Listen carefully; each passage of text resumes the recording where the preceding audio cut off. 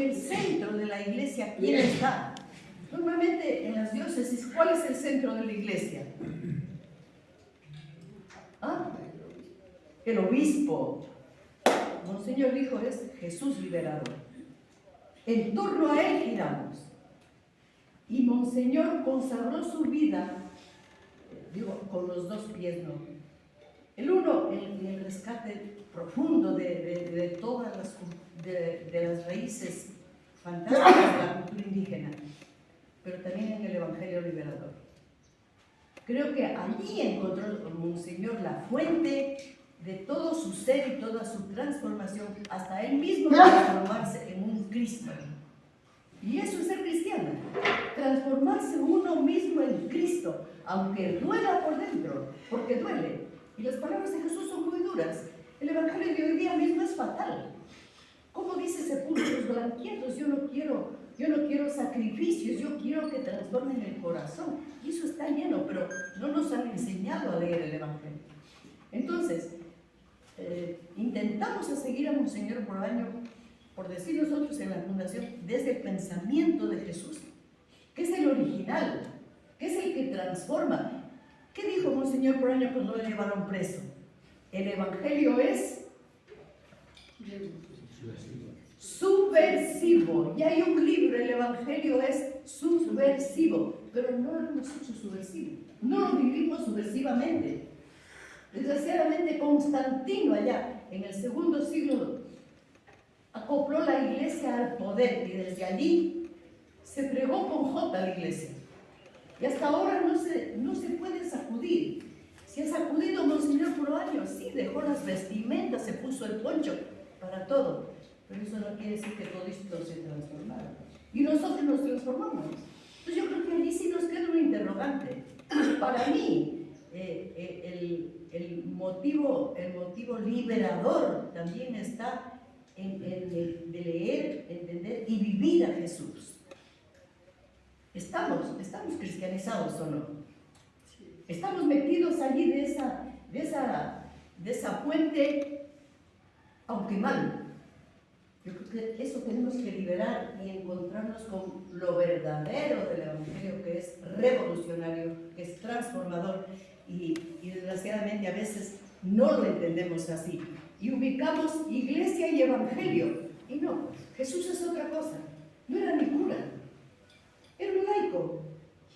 Y allí se lanzó a la aventura de querer transformar el mundo y terminó en la cruz.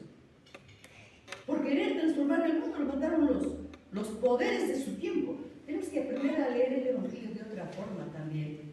Y que yo no digo que la iglesia nos ayude a transformarnos, sino sí Jesús.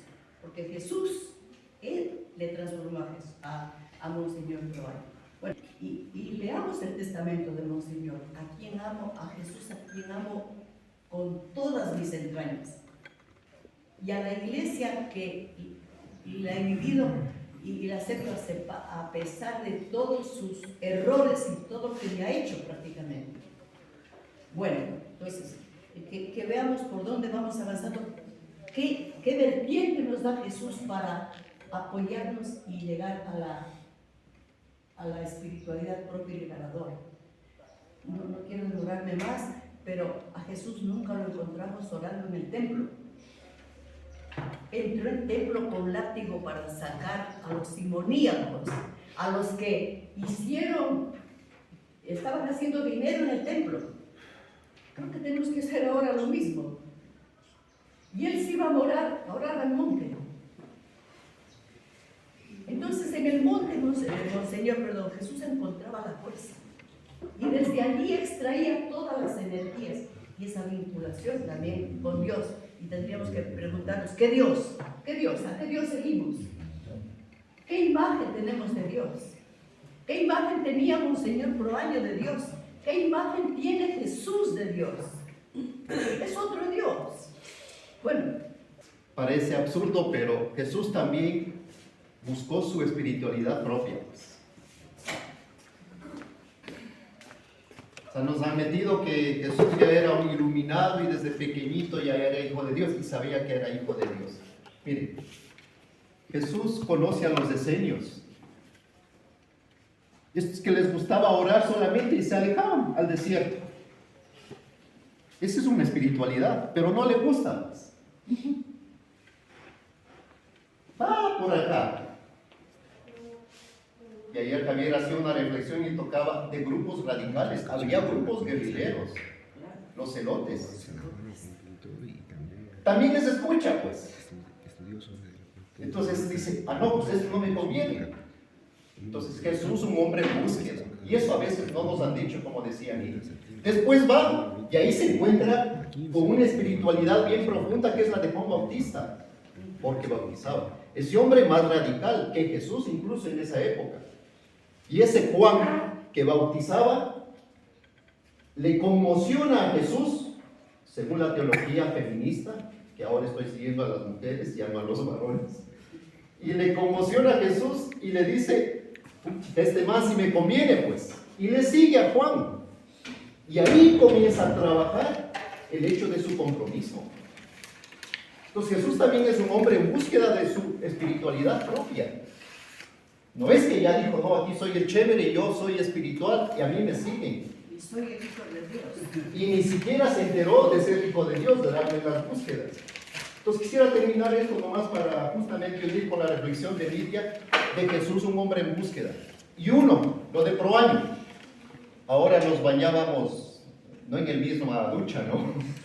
Con Carlos estaba del otro lado y le digo, Carlos, estaba pensando, hay 2 cartas pastorales escribió Proaño. Solo 2. ¿Y saben qué dice una de ellas?